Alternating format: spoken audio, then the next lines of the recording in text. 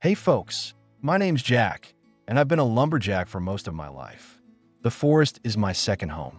I know it sounds, it smells, its moods, but nothing, and I mean nothing, prepare me for the day I met a tourist running from a bear. It was late summer, one of those hot, sticky mornings where the air feels thick. I was chopping oak on the edge of a clearing. Everything felt normal. Birds chirping, wood cracking under my axe, sweat running down my back. Peaceful. Then the forest went quiet. And if you've ever spent real time in the woods, you know silence is a warning. Something big is moving. Suddenly, I heard crashing, branches snapping, footsteps pounding. At first, I thought it was maybe a deer stampede. But then I saw him, a man, maybe mid-30s, wearing hiking gear that still looked brand new. The kind of guy who bought all the outdoor essentials but probably never spent a night in a tent. And he was running for his life. Behind him, a massive brown bear, easily 600 pounds, barreling down the slope like a train. He screamed, "Help me!" And before I even knew what I was doing, he was behind me, clinging to my arm like a kid. Now listen, I'm strong, but I'm not faster than a bear. My first thought was, this is it. But instincts kicked in. I raised my axe, shouted, tried to make myself look bigger. The bear slowed, stared at us with these deep black eyes, and then it let out a roar that shook my chest. I yelled at the tourist, "Don't run!" But of course, he ran anyway, straight toward the tree line. The bear lunged after him. I swear my legs moved on their own. I chased after both of them, swinging the axe, screaming like a madman. The guy tripped, face first into the dirt. The bear was almost on him. I had two choices: turn and save myself, or do something crazy. And yeah, I chose crazy.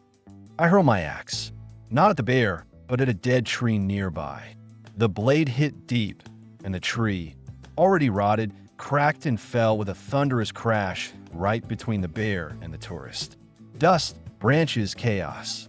The bear reeled back, confused. That gave us maybe 5 seconds. I grabbed him by the collar and dragged him up. That's when I spotted it. The old ranger shack in the distance. I'd seen it before, abandoned, almost hidden by vines. "Head for that," I shouted. We ran.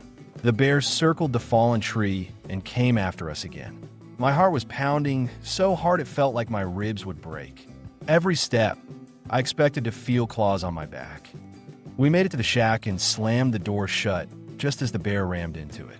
The whole place shuddered like it was going to collapse. Dust rained down from the ceiling, the windows rattled, and the tourist was screaming, "We're gonna die, we're gonna die." Inside, it was pitch dark except for slivers of light through the boards. Old cans, broken tools, piles of junk. I spotted something shiny in the corner, an old flare gun. Rusty, but maybe still usable. I stuffed it in my belt just in case. The bear clawed and slammed the door for what felt like forever. Then it stopped. Silence. The tourist whispered, "Did it leave?" Well, my gut told me no. I peered through a crack in the boards. Sure enough, the bear wasn't gone. It was circling, watching, waiting, like it had all the time in the world. And then, an unexpected sound. Another crash from the opposite side of the shack. My blood froze. For a moment, I thought there were two bears. But when I peeked out, I saw antlers. A massive elk had wandered into the clearing, spooked by the noise. The bear turned its attention to the elk. For a moment, I felt relief. But then the tourist, this idiot, starts fumbling with his phone. "I need to record this. Nobody's going to believe me otherwise." He turns on the flashlight by accident, the bright beam cutting through the cracks. The bear snaps its head back toward us. "Turn that OFF. I hissed. Too late. The bear charges the shack again. The walls shake with splinters. I realize this place isn't going to hold much longer. I grab the flare gun. When I open this door, run for the stream, I tell him. He stares at me like I'm insane. Maybe I was. I crack the door, aim the flare straight at the bear, and fire. The red fireball shoots across its fur, hissing and crackling. The bear roars in shock, stumbles back, and that's our chance. We burst out, running downhill toward the stream. Branches whipping our faces, lungs burning. The tourist falls again, of course, and I drag him up by his backpack. The bear, singed but furious, is right behind us. We dive into the icy stream, water up to our waists. I'm pulling him along, shouting, "Stay in the water." They hate the current. The bear stops at the edge, pacing, growling, but it doesn't follow. Finally, it retreats into the trees. We collapse on the rocks, soaked, shaking, half dead. The tourist looks at me and whispers, "You saved me twice." Later, rangers found us after seeing the flare. They said the bear had been spotted harassing campsites for weeks.